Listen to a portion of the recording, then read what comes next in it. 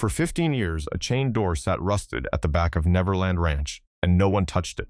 Not the lawyers who carved up the estate after Jackson's death. Not the family members who moved through the property in those early grief-heavy months, pulling out keepsakes and mementos. Not the auction specialists who stripped everything else from the grounds over the years that followed.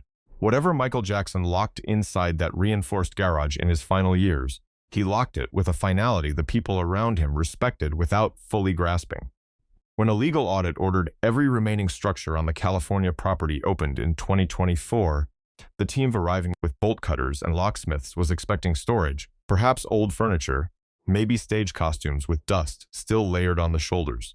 What they stepped into was something else entirely, a private world frozen at the exact moment its owner stopped breathing, with nothing inside it disturbed since. By 2009, the 700-acre Neverland Ranch estate had already begun its slow surrender to silence. Carnival rides that once spun beneath the California sun stood motionless, their paint flaking in the heat. Exotic animals had been relocated, leaving empty enclosures scattered across the property like gaps in a sentence someone abandoned mid-thought. The gardens overgrew. The lake stopped catching light. And yet behind the mansion, one structure refused to become part of the ruin, a reinforced building with no windows and a chained door that allowed barely a sliver of light through its rusted frame, sitting exactly as Jackson had left it. Estate sales came and went. Legal battles churned through courtrooms for years. Family members sorted through room after room, pulling out relics and personal items, and none of that process came near the garage.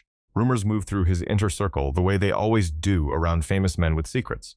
Unreleased music, private journals, vehicles customized beyond recognition, documents tied to controversies that had followed him everywhere. For over a decade, the door held.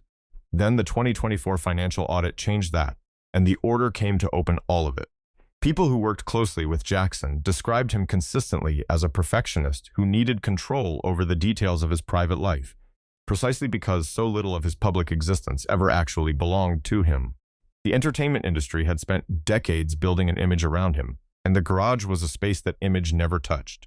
Not a showroom, not simple storage, but a sanctuary where he could exist without being watched, analyzed, or held accountable to something he had outgrown.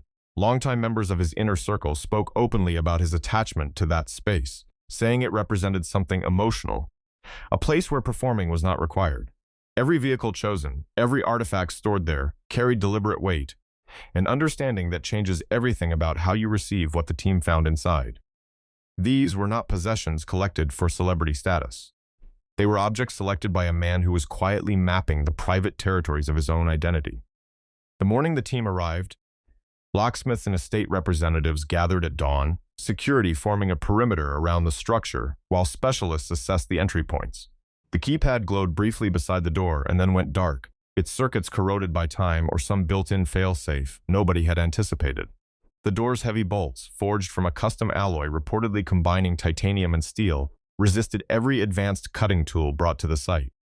These were people who had cracked open government facilities and bank vaults, and this door stopped them completely.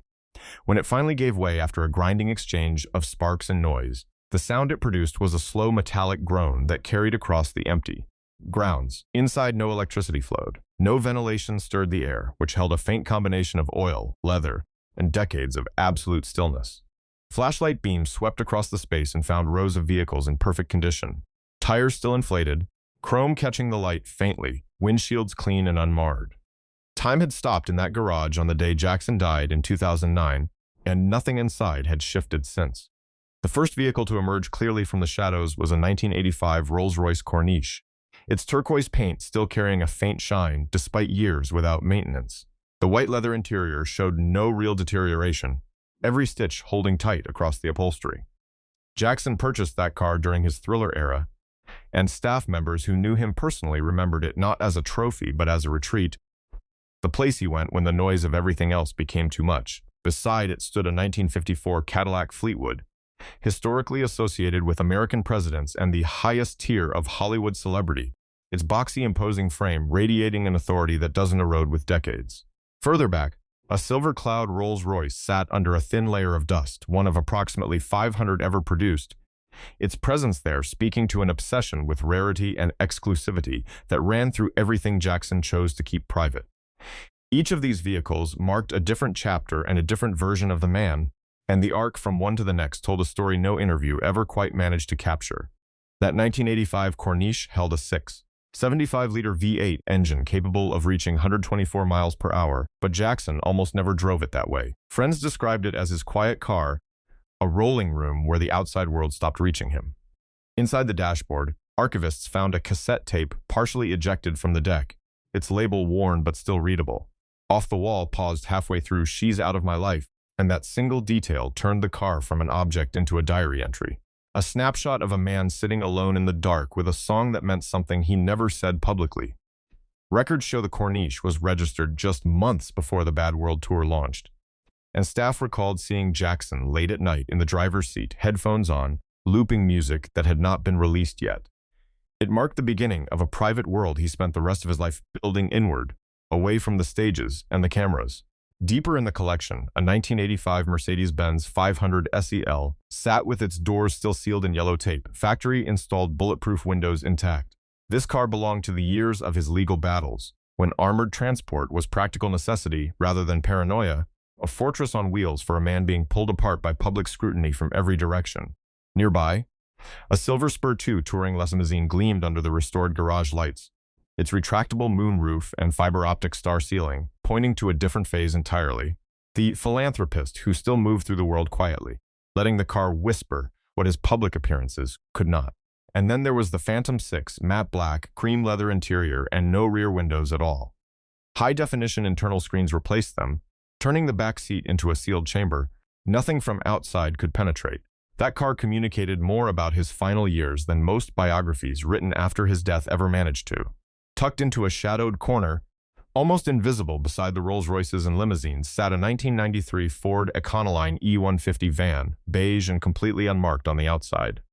Nothing about its exterior suggested it belonged in this collection, which was entirely the point.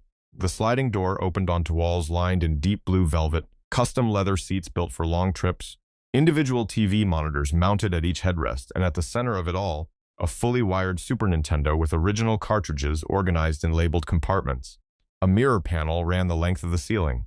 Hidden in a side pouch was a worn notebook filled with stage sketches, notes for tours that never materialized, and early drafts of a children's book he had started and never finished. This was where his mind went when his body was in motion. A creative space wrapped inside something plain and forgettable so that nobody would ever think to look inside. Behind a tarp-covered motorcycle, a stack of black crates lined the far wall, each marked with the faded MJJ Productions logo. When archivists opened them, blueprints emerged for concert stages that were never constructed, including detailed schematics for a tour titled History 2, the Resurrection Tour. The plans called for multi-tiered platforms, mechanized elevators, and light systems engineered to wrap entire stadiums in visual illusion, with handwritten margin notes describing interactive audience experiences far ahead of what the available technology could deliver at the time. What came out of those crates was not scandal and not sensation. It was the working drawings of a mind in pop music that never stopped building, even during the years when everyone outside that garage assumed it had gone quiet. News of the garage contents spread through collector and curatorial circles before reaching general audiences, and the response from historians was measured but clear. This mattered. Auction houses contacted the estate discreetly. Exhibition proposals followed. The estate declined every offer. Every item was cataloged, every recording archived, and the garage was sealed again, this time with full documentation and clear purpose, treated not as a commodity, not as a spectacle, but as a record of who the man actually was when nobody was watching. The turquoise Corniche, the armored Mercedes, the Phantom with no rear windows, the beige van with velvet walls, and a gaming console, the blueprints for a tour that never launched, all of it held in place exactly as he left it, not for sale, not on display, just kept.